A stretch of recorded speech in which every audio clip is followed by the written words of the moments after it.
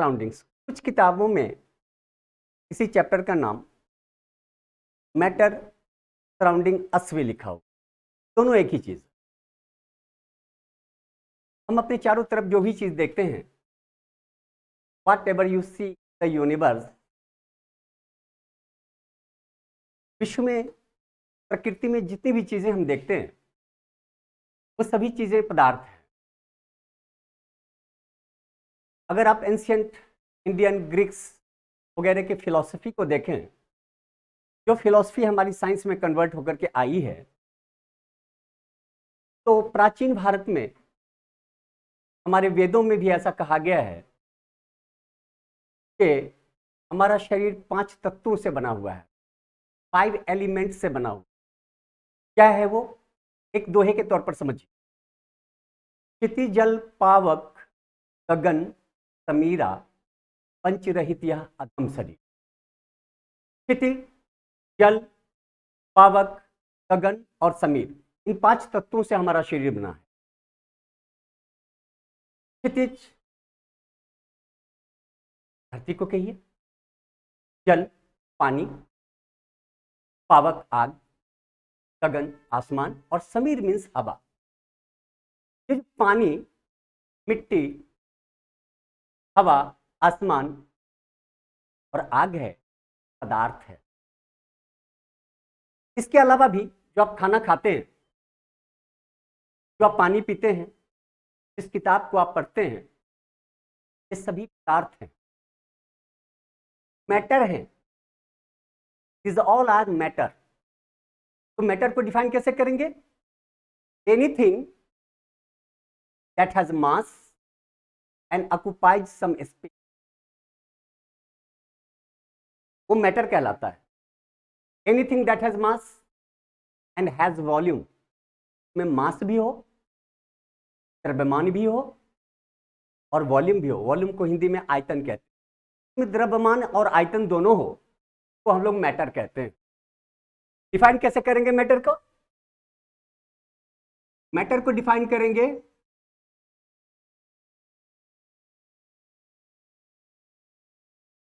Anything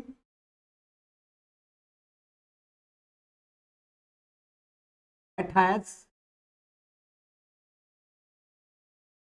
mass and volume, इसको matter कहते हैं। कॉल्ड मैटर, आप आगे में लगा सकते हो, इज कॉल्ड मैटर। मैटर में ये 2 चीजें प्रोमिनेंट है, इसमें मास होना चाहिए और वॉल्यूम होना चाहिए। जो आपके बुक में है occupies space, that means should have volume. की वॉल्यूम होनी चाहिए, मास भी होनी। एक गिलास पानी लेते हो, उसका मास कुछ अलग होगा। एक बकेट पानी लेते हो, उसका मास कुछ अलग होगा। एक कटोरे में दाल लेते हो, उसका भी मास अलग होगा। एक गिलास में दाल लेते हो, उसका भी मास अलग होगा। एक कप चाय भी मास होती है। तो मास होना चाहिए और वॉल्यूम भी होना चाहिए। ग्रीक के फिलोसफर्स ने भी मैटर को इसी प्रॉपर्टी के बेस पे बांटा था, 5 भागों में तोड़ा था, और यही 5 तत्वों से हमारा शरीर भी बना है। लेकिन मॉडर्न साइंस में इसी मैटर को फिजिकल प्रॉपर्टी और केमिकल प्रॉपर्टी के बेस पे तोड़ा है। फिजिकल प्रॉपर्टीज और केमिकल प्रॉपर्टीज के बेस पे तोड़ा है कि फिजिकल प्रॉपर्टी क्या कहती है, दिखने में कैसा है, टच करने में कैसा लगता है, और उसका केमिकल कंपोजिशन कैसा है। इस चैप्टर में हम मैटर को फिजिकल प्रॉपर्टी के बेस पे पढ़ेंगे। फिजिकल प्रॉपर्टी के बेस पर मैटर को हम क्लासिफाई करेंगे और मैटर को डिफाइन भी करेंगे। तो डेफिनेशन तो यही है, anything that has mass and occupies some space. ये जो वॉल्यूम है, यही ऑक्युपाइड स्पेस है, ऑक्युपाइड स्पेस है। और फिजिकल प्रॉपर्टी के बेस पे हम मैटर को कैसे सेग्रीगेट करेंगे, तो समझ लीजिए। Matter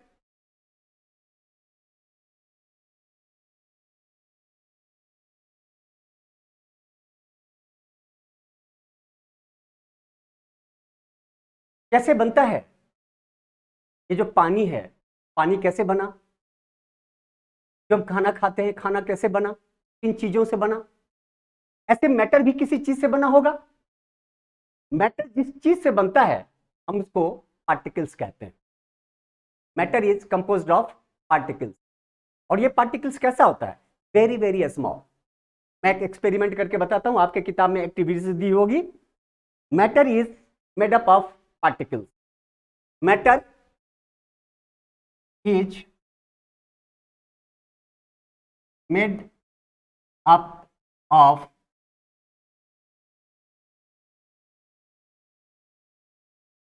particles. ये आपका पहला हेडिंग है मैटर का। Anything that has mass and volume called a matter, and matter is composed of particles. But how small and how big? Question है ये पार्टिकल्स कितना छोटा है कितना बड़ा है। सिंपल सा एक्सपेरिमेंट करिए। एक गिलास में पानी ले लो, जितना भी पानी लेना है ले लो आधा, और उसके लेवल को चेक कर लो।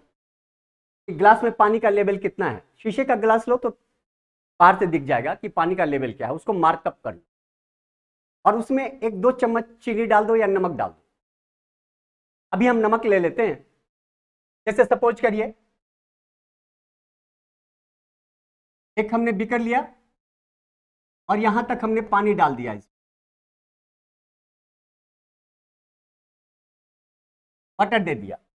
ये वाटर का लेवल दिख रहा है कि वाटर का लेवल यहां तक है, यहां तक वाटर का लेवल है। इसमें 1 चम्मच नमक डाल करके आप इसको घुलाइए। 1 चम्मच जैसे नमक डालेंगे उसके बाद तो टेस्ट करके देखेंगे, आपको पता चलेगा कि पूरा का पूरा पानी नमकीन हो गया है। और दूसरी चीज ऑब्जर्व करेंगे कि ये इसका जो लेवल था ऊपर का लेवल में कोई बढ़ोतरी नहीं हुई है। ये लेवल बढ़ करके ऊपर नहीं आ गया, ये लेवल बढ़ करके नीचे नहीं आ गया।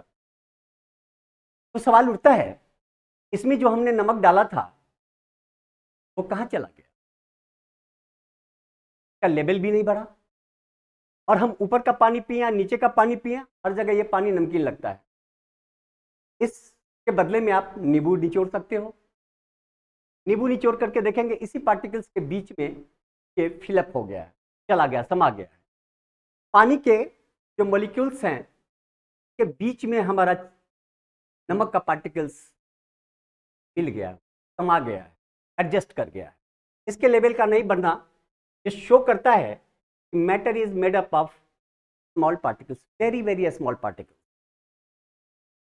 और दूसरी बात क्या है, का लेवल का नहीं बढ़ना, इसका मतलब है तो इस ग्लास में हमने पानी लिया था, पानी के मॉलिक्यूल्स के बीच में भी गैप है।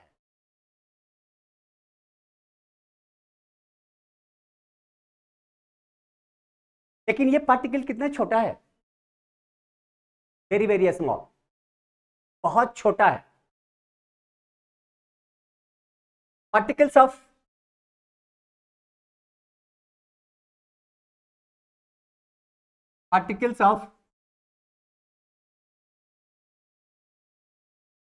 मैटर इज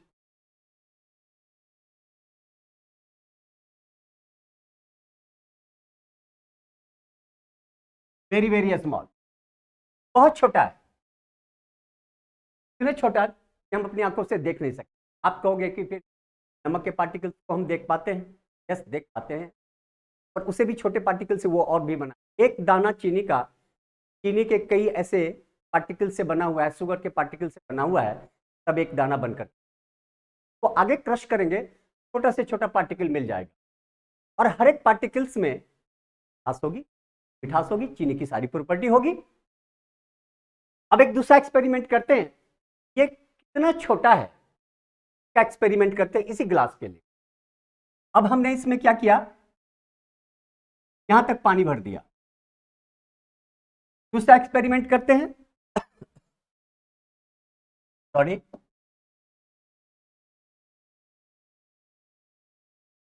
अब एक गिलास में एस्यूम करो कि इसमें हमने 100 ml पानी लिया, गिलास में 100 ml पानी लिया। एक पोटासियम परमैंगनेट का एक छोटा सा टुकड़ा लीजिए, क्राइस्टल बोलते हैं उसको, रेड कलर का होता है। जैसे ही पोटासियम परमैंगनेट का एक क्राइस्टल इसमें डालोगे, थोड़ी देर के बाद ये पूरा का पूरा पानी लाल हो जाएगा, रेडिश हो जाएगा। अब जब ये पानी लाल हो गया तो देखोगे कि वो क्रिस्टल जो था, क्रिस्टल अब दिख नहीं रहा है। कहाँ चला गया वो क्रिस्टल? वो क्रिस्टल डिसॉल्व होकर के पानी के पार्टिकल्स के बीच में जो गैप्स थे, स्पेसेस थे, में चला गया। अब ये जो एक गिलास आपका पोटासियम परमैंगनेट वाला पानी है, इसमें वाटर, पोटासियम परमैंगनेट का KMO4 कहते हैं, का हमने क्रिस्टल डाला था। ये डिसॉल्व कर गया, घुल गया और पानी लाल हो गया। इस पानी को क्या करेंगे, इसमें से हम 10 ml पानी निकाल लेंगे। इसमें पानी कितना था? इसमें पानी था, हमने लिया था इनिशियली 100 ml। आप अपने बुक में देखना, सेकंड वाला जो एक्टिविटीज है वो वाला एक्टिविटीज बता रहा हूं। 100 ml पानी लिया और इस 100 ml पानी में से 10 ml पानी निकाल करके हमने क्या किया, एक ऐसे हमने एक कंटेनर लिया, इसमें हमने 90 ml पानी रखा था। 90 ml पानी में हमने 90 ml पानी लिया और इसमें से 10 ml पानी मिला करके तो हमने 100 ml पूरा कर दिया। इनिशियली यहां से यहां तक 90 ml लिया पानी और इसमें से कलर जो पानी था वो निकाल करके इसमें 10 ml और हमने रख दिया, 10 ml। 10 ml टोटल पानी कितना हो गया बेटे? 100 ml। अब ये बराबर हो गया 100 ml।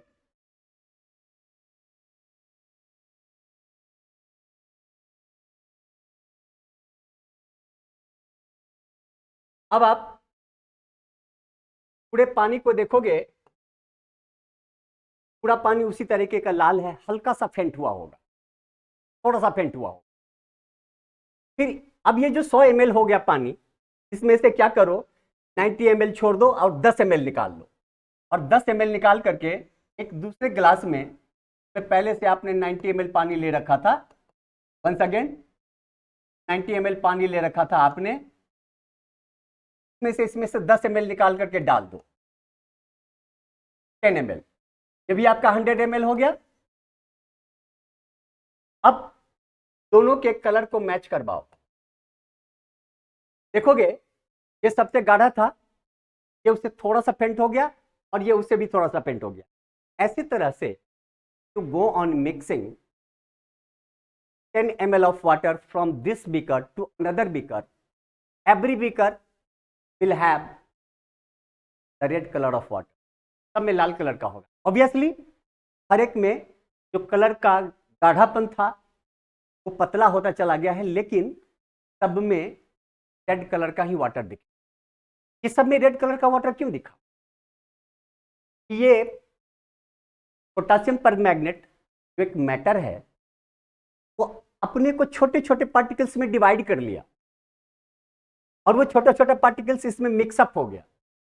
यहां से लेकर के यहां तक अगर तीसरा ग्लास भी बनाएंगे आप, में भी देखेंगे कि अगर हमने 10 ml अलग से डाल करके 90 ml पानी में रख दिया तो ये भी आपको रेड दिखेगा, 10 ml। और यहां से यहां तक आप 90 ml पानी ले लेते हो, 90 ml पानी, तो ये भी दोनों मिला करके हो जाता है आपका 100 ml। ये ज्यादा गाढ़ा होगा, ये थोड़ा सा पतला होगा, ये उससे भी पतला होगा, ये सबसे पतला होगा, लेकिन रेड कलर का दिखेगा। What does it show? ये दिखाता है पोटासियम परमैंगनेट जो एक बड़ा क्रिस्टल था वो छोटे छोटे पार्टिकल से बना हुआ था और वो सारे पार्टिकल्स यहां से यहां तक आकर के बिखर गए। This shows matter is composed of particles, particles of matter is very very small. इतना छोटा है कि अब यहां पर आते आते वो क्रिस्टल हमें नहीं दिख पा।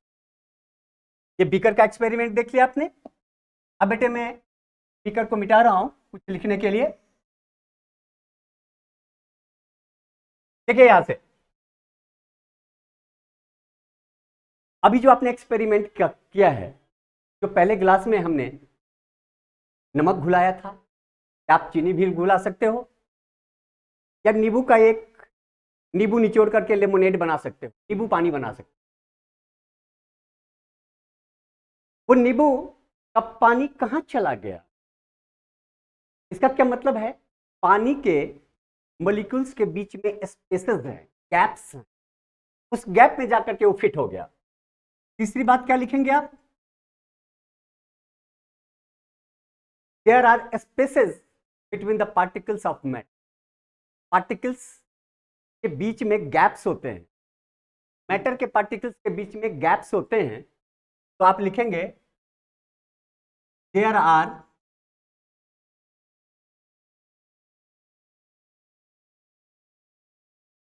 स्पेसेस, तो गैप्स कर लीजिए, gaps between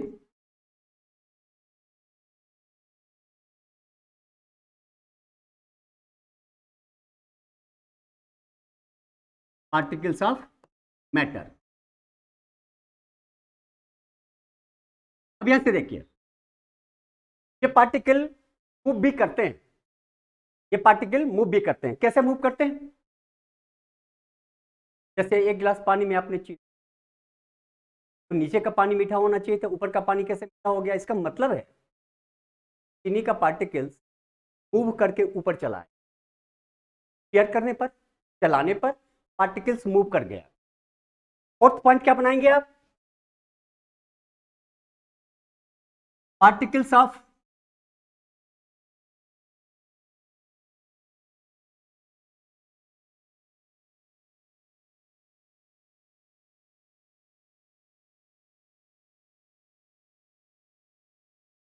particles of matter are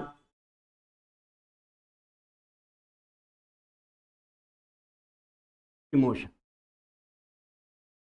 matter के पार्टिकल्स मोशन में हैं। ये कैसे मोशन में है आगे भी देखेंगे आप, धूल कण वगैरह को भी देख सकते हैं जो कैसे मूव करता है। ये अभी हमने पोटेशियम परमैंगनेट का 1.2 वाला जो एक्सपेरिमेंट है आपका, जो एक्टिविटीज है उसको मैंने कराया था।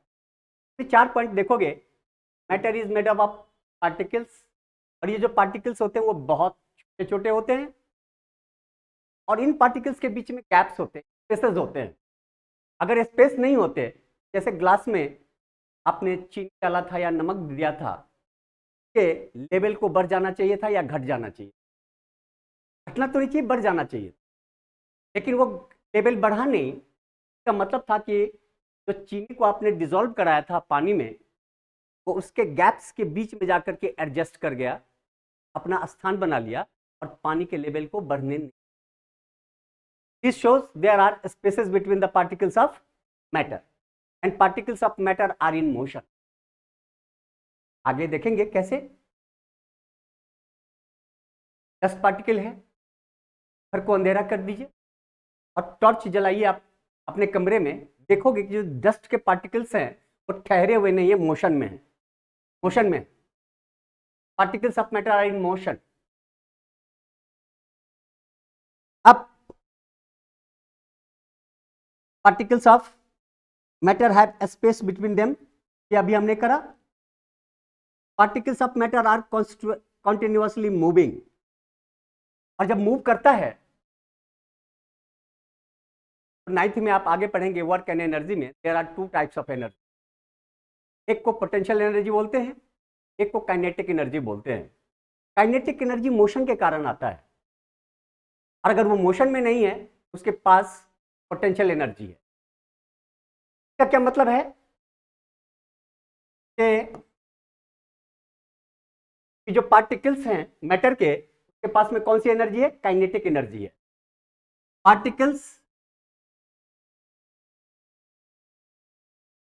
Particles of matter has kinetic energy. इसी काइनेटिक एनर्जी के कारण मैटर मूव करता है, इसका पार्टिकल मूव करता है, मोशन में होता है। यहां तक ये बात समझ में आ गई? आप चाहो तो लिख सकते हो एनीथिंग। एक सवाल इस पर बनता है सवाल क्या है, एनीथिंग, कोई भी चीज को हम मैटर कह देंगे, के लिए दो क्या चीजें जरूरी है कि हम किसी चीज को मैटर कहेंगे? What are the conditions for anything to be a matter? किसी भी चीज को मैटर होने के लिए कौन कौन सी दो कंडीशन है? तो आप कहोगे it should have mass and volume. के पास में मास होना चाहिए और वॉल्यूम भी होना चाहिए, अर्थात यह कुछ स्थान भी छेके, कोई जगह भी छेके, इसको हम लोग वॉल्यूम कहते हैं। और उसके बाद ये जो मैटर है, ये मेरे पास में जो पेन है, आपके पास में जो बुक है, नोटबुक्स हैं, ये कैसे बना हुआ है? These are made up of small particles, very very small particles. के बीच में पार्टिकल्स के बीच में गैप्स भी हैं, स्पेसेस भी हैं। अभी हमने पोटासियम परमैंगनेट का एक्सपेरिमेंट किया तो देखा, पोटासियम परमैंगनेट का जो क्राइस्टल लिया था, रवा लिया था, वो पिघल करके पानी के इंटरमोलिकुलर स्पेस में एडजस्ट कर समा गया। स्पेस था तभी उसके बीच में एडजस्ट करा होगा, अदरवाइज वो स्ट्रेट नहीं करा होगा। और जो पार्टिकल्स हैं किसी भी मैटर के, they are constant motion. Constant motion में होने के का मतलब क्या है कि उसके पास में काइनेटिक एनर्जी है। काइनेटिक एनर्जी के कारण ही वो मोशन में होता है, और मोशन के कारण ही वो एनर्जी का ट्रांसफॉर्मेशन होकर के पोटेंशियल एनर्जी से काइनेटिक एनर्जी में कन्वर्ट कर। Now you are in a position to classify the matter. ये जो मैटर है, जैसे हमने बोला कि हमारे एंशिएंट भारत में और ग्रीक में भी 5 तरीके के थे, यानी धरती, जल, आकाश, वायु और अग्नि। ये 5 तत्व हैं, earth, air, water, sky and fire. These are 5 elements of which our body is. हमारा शरीर इन्हीं 5 तत्वों से बना हुआ है। अगर ये 5 तत्व नहीं रहेंगे हमारे शरीर में आते हैं और फिर हमें मिट्टी में ही डाल दिया जाता। 5 तत्व नहीं है तो ये शरीर अधम है, बेकार है, मृत है। मैटर होने के लिए हमारे अंदर में मास भी होना चाहिए, वॉल्यूम भी होना चाहिए। मैं जहां खड़ा हूं वहां पर कुछ स्थान छेक रहा हूं, घेर रहा हूं, हम में वॉल्यूम भी है, मास भी है। यहां से 2 लाइन आप समझिएगा, एक बात समझिएगा, मास की जो यूनिट होती है वो किलोग्राम में लेते हैं, और जो वॉल्यूम है मीटर क्यूब में लेते हैं। इसकी असाइनमेंट मीटर क्यूब में जाएगी, ये किलोग्राम में जाएगा। यहां तक आपने चाहो तो नोट कर लो या कर लिया होगा। अगर कर लिया होगा तो मैं इसको इरेज करता हूं, और उसके बाद हम मैटर को क्लासिफाई करेंगे। मैटर को क्लासिफाई करने के लिए, मैटर को क्लासिफाई करने के लिए हम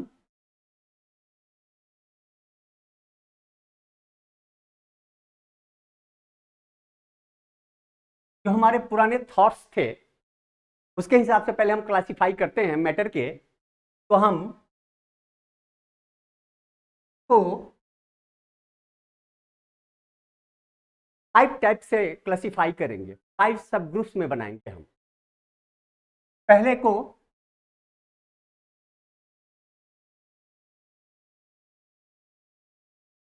सॉलिड कहेंगे,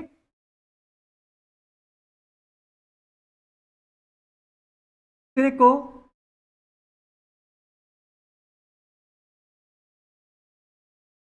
फ्लूइड्स कहेंगे,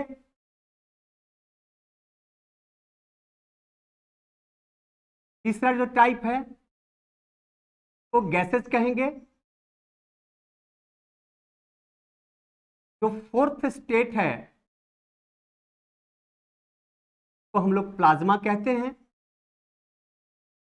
प्लाज्मा। और जो फिफ्थ स्टेट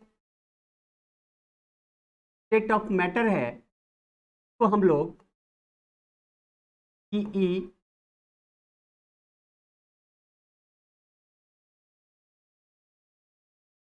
कंडेंसेट कहते हैं।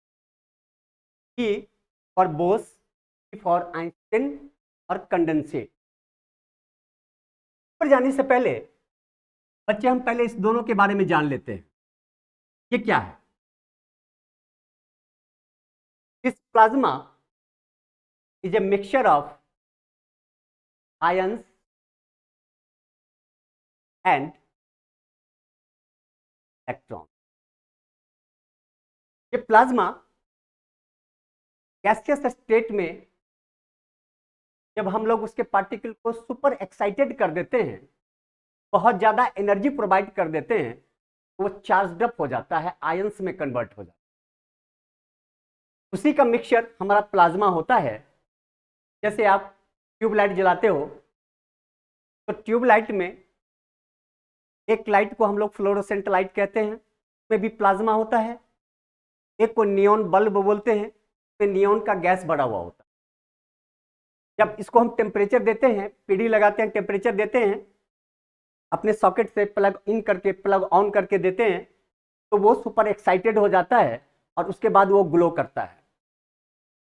ये जो ग्लो करता है ये प्लाज्मा ही ग्लो करता है। हमारा सन, स्टार्स में हीलियम गैस है।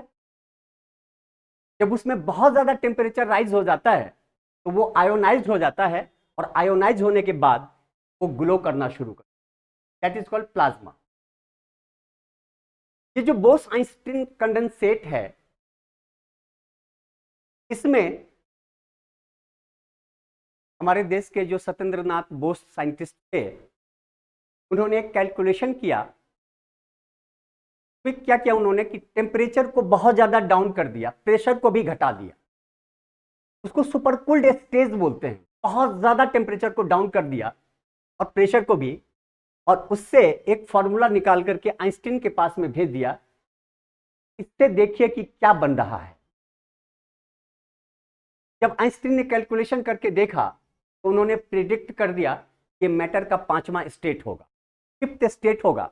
और फिर जर्मनी के 2 साइंटिस्ट ने मिलकर के जो बनाया, उसका नाम रखा गया Bose Einstein condensate.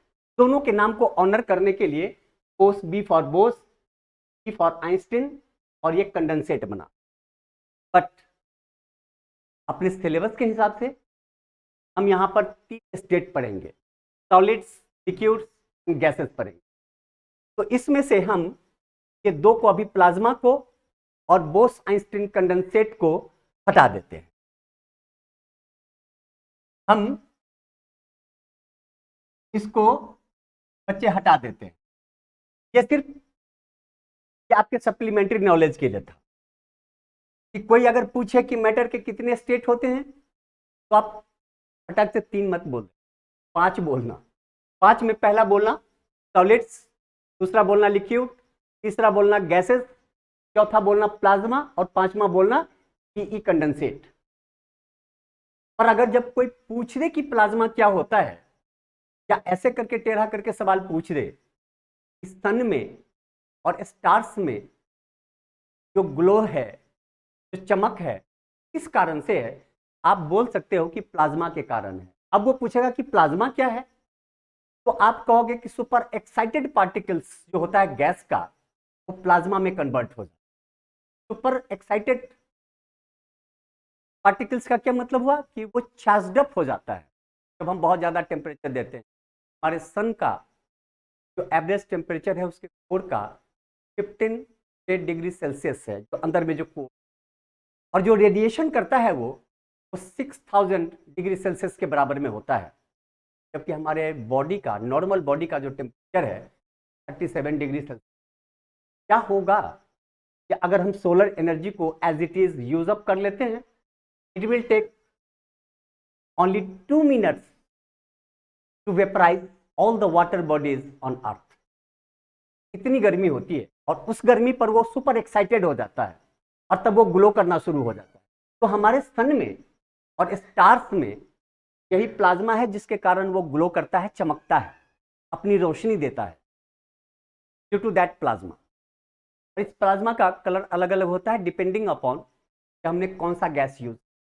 Neon gas use किया होगा, अलग कलर होगी।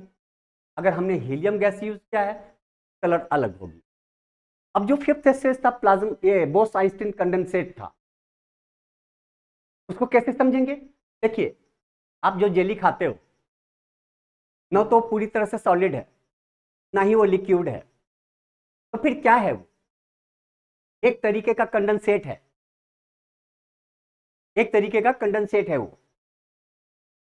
बोस, इसका नाम सत्येंद्र नाथ बोस था, उन्होंने सुपर कूल्ड पार्टिकल बहुत कम टेम्परेचर पर प्रेशर लगा करके पार्टिकल्स अरेंज कराया, देखा एक जो स्टेट बन रहा है का कैलकुलेशन भी साथ में किया और आइंस्टीन को वेरिफिकेशन के लिए भेज दिया। उसके बाद में उन्होंने कहा था कि it will be the fifth stage of,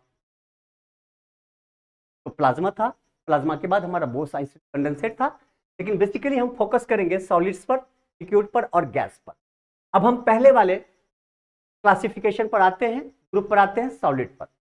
solid क्या है? देखिए, टेबल जिस पर आप बैठते हो, कुर्सी, मेरे हाथ में जो पेन है, ये सारे सॉलिड्स हैं। इसकी पहचान क्या है? ये रिजिड होता है। और रिजिडिटी का क्या मतलब है? जैसे रबर बैंड है आपका, स्ट्रेच करते हो तो की लंबाई बढ़ जाती है, और जैसे स्ट्रेसिंग फोर्स उस पर से हटा देते हो, अपने ओरिजिनल शेप को रिगेन कर लेता है।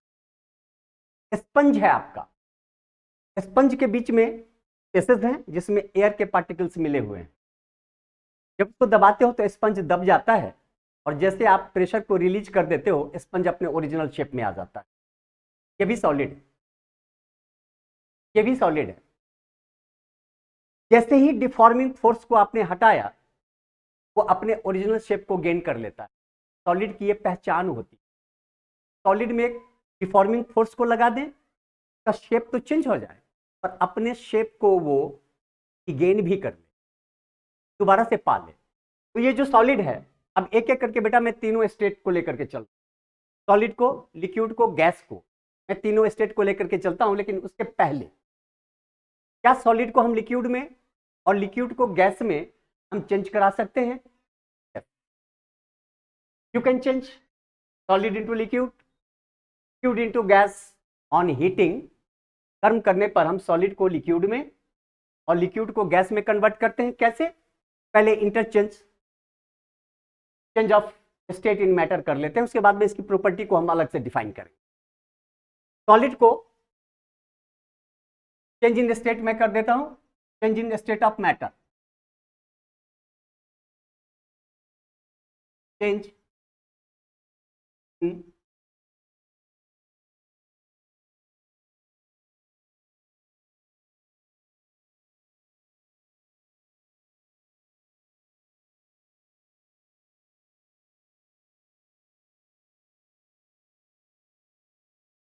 State of matter. ये तीनों स्टेट लिखे हुए हैं। आप सॉलिड को हीट कीजिए, ये लिक्विड में कन्वर्ट हो जाएगा। इसको भी हीट कीजिए, ये गैस में, को हम वेपर भी कहते हैं, कन्वर्ट हो जाएगा हीट करने पर। जैसे हमने सॉलिड को लिक्विड में, लिक्विड को गैस में हीट करने पर कन्वर्ट किया, चेंज किया, क्या इसकी उल्टी प्रक्रिया भी हो सकती है? गैस को लिक्विड में, लिक्विड को सॉलिड में हम कन्वर्ट करा सकते हैं? आपका आंसर होगा कैसे? इसको हम ठंडा कर देंगे ऑन कूलिंग, लिक्विड को भी आप ठंडा कर देंगे तो ये भी ऑन कूलिंग ये रिवर्स हो जाएगा।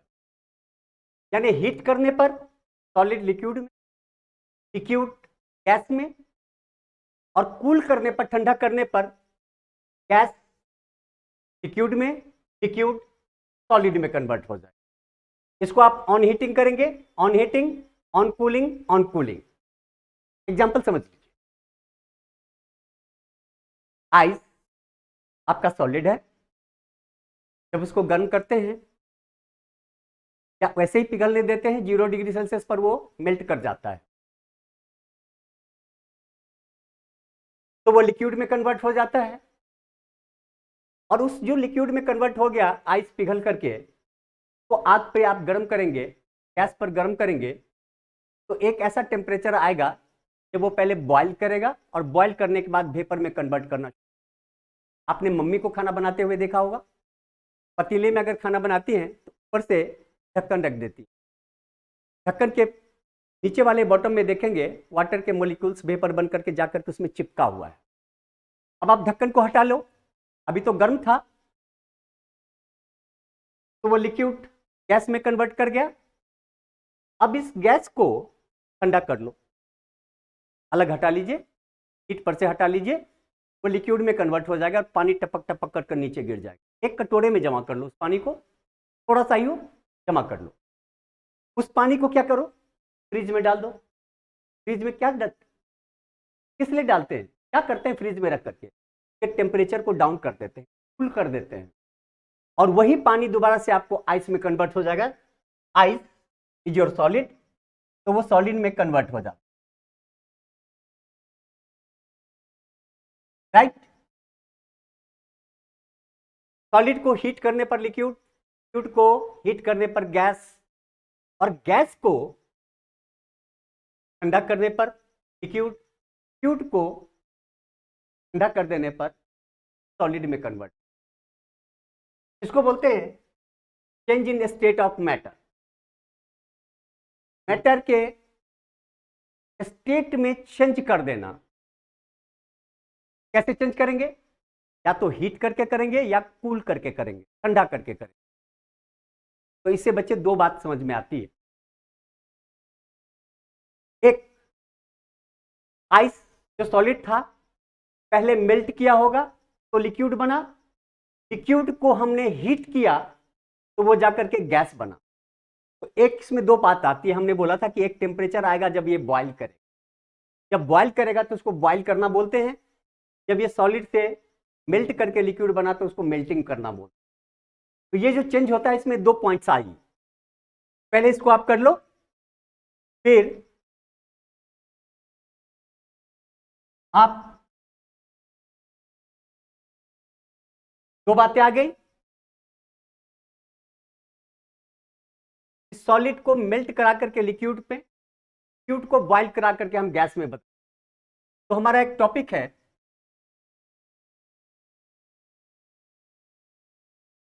मेल्टिंग। ये भी चेंज ऑफ स्टेट है। मेल्टिंग से क्या होता है, सॉलिड इंटू लिक्विड, ये इस तरीके से उसके हम स्टेट में चेंज करते हैं। जो सॉलिड है उसको लिक्विड में हम चेंज करते हैं।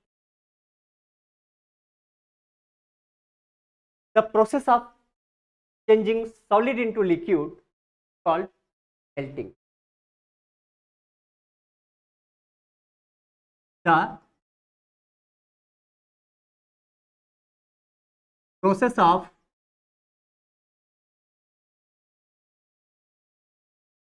changing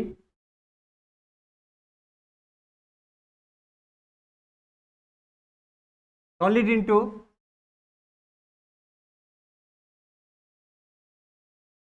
liquid is called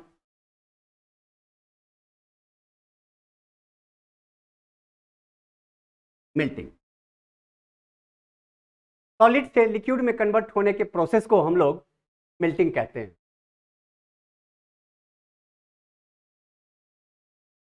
ice को हथेली पर भी रख लो तो वो मेल्ट कर दे, लेकिन क्या सभी चीजें ऐसे मेल्ट कर जाती है, नहीं। तो जिस टेम्परेचर पर जाकर के वो मेल्ट करता है एक टेम्परेचर की जरूरत होती है ताकि सॉलिड लिक्विड में कन्वर्ट हो जाए। तो जिस टेम्परेचर पर वो लिक्विड में कन्वर्ट होगा कोई सॉलिड, तो उसका मेल्टिंग पॉइंट कहेंगे। तो नेक्स्ट इसी स्टेट ऑफ चेंज में एक दूसरा पॉइंट बनाइए आप,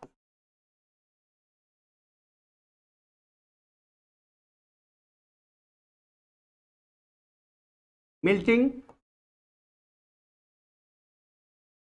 पॉइंट। ये टेम्परेचर से रिलेटेड है।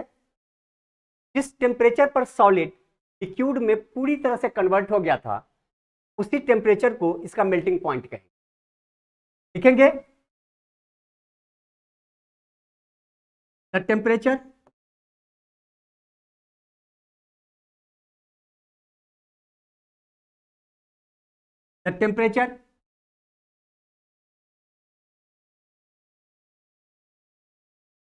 at which solid starts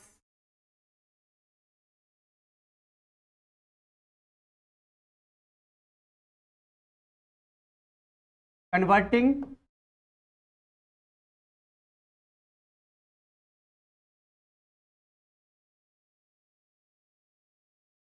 into liquid is called its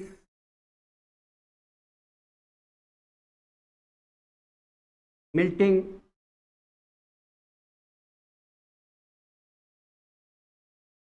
बच्चों हर अलग अलग मैटर के अलग अलग मेल्टिंग पॉइंट होते हैं। अगर हम आइस का मेल्टिंग पॉइंट पूछे, जो जनरली 9th क्लास में पूछी जाती है कि आइस का मेल्टिंग पॉइंट क्या है, तो आप क्या कहेंगे? 0 डिग्री सेल्सियस। आइस का मेल्टिंग पॉइंट क्या है? आइस का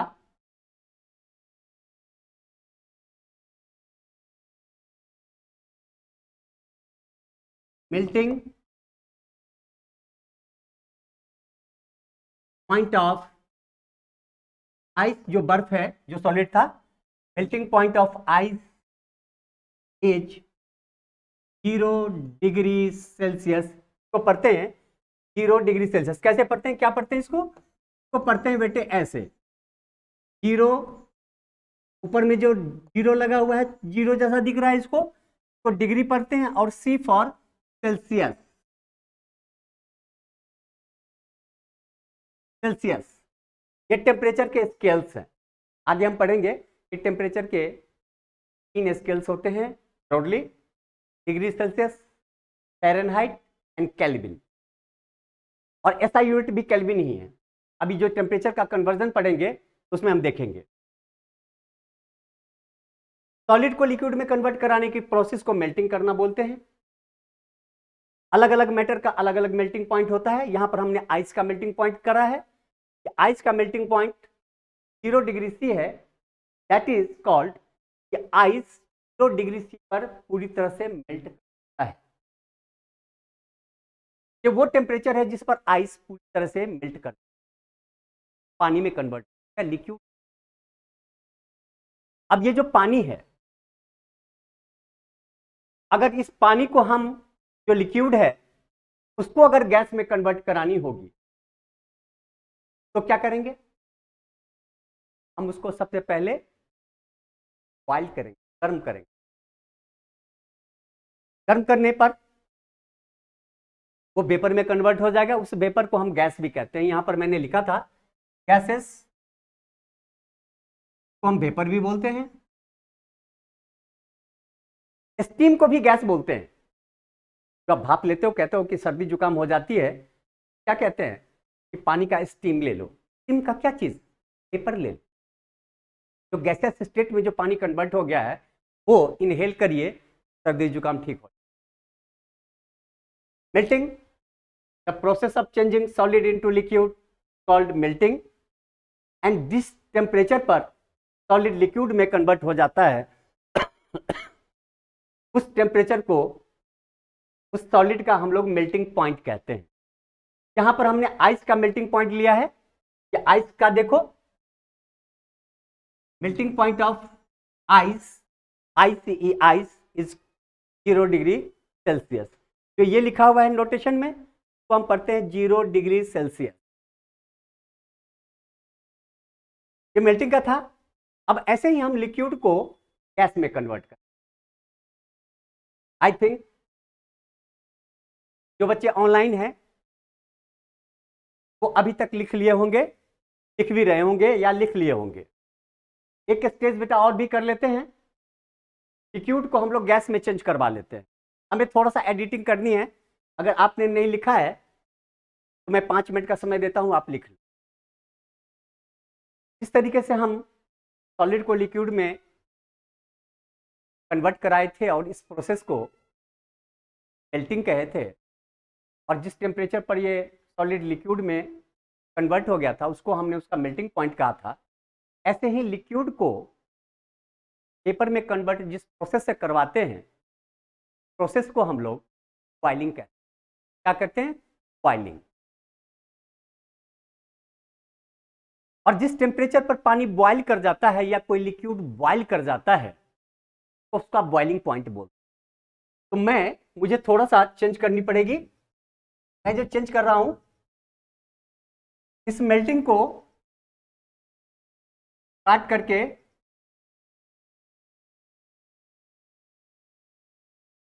और इसको भी काट रहा हूं। मैं यहां से भी काट रहा हूं। मैं जिन जिन चीजों को मैं काट रहा हूं वो चीजें हमें बदलनी है।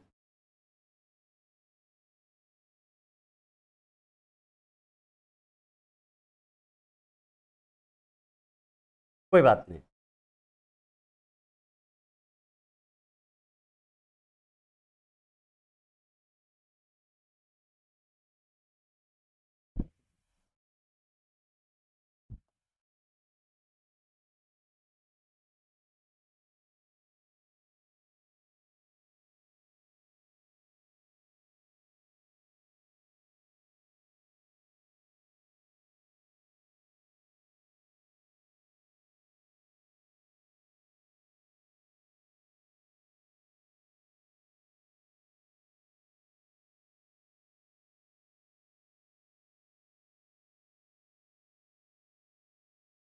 आप जब तक लिखिए आप लोग।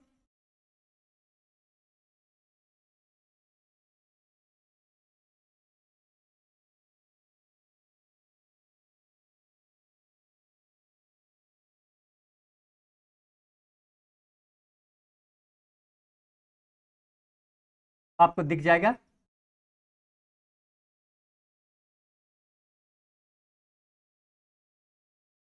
जैसे बेटे अभी हमने सॉलिड से लिक्विड में कन्वर्ट कराया था, अब हम लिक्विड को गैस में चेंज करवाते हैं। प्रोसेस को क्या कहेंगे? और प्रोसेस को कहेंगे हम boiling.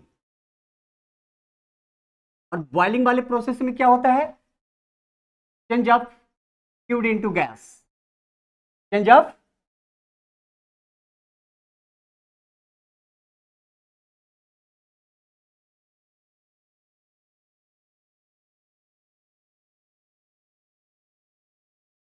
Changing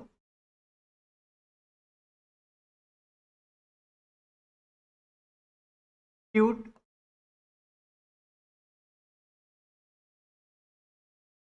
to gas.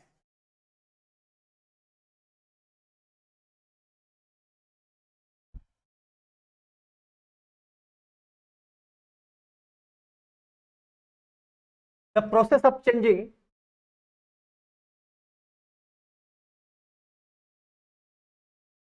Liquid into,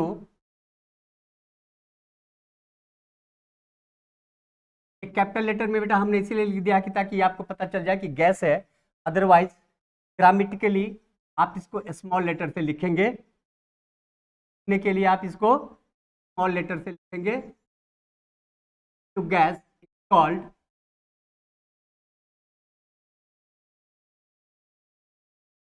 boiling. और जैसे हमने मेल्टिंग के लिए मेल्टिंग पॉइंट असाइन करा था, इसी तरह से बॉइलिंग के लिए हम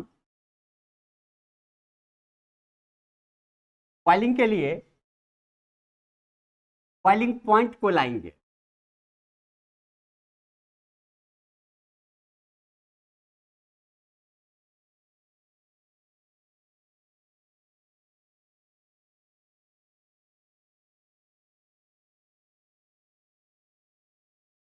आपको दिख जाएगा, यहां पर हम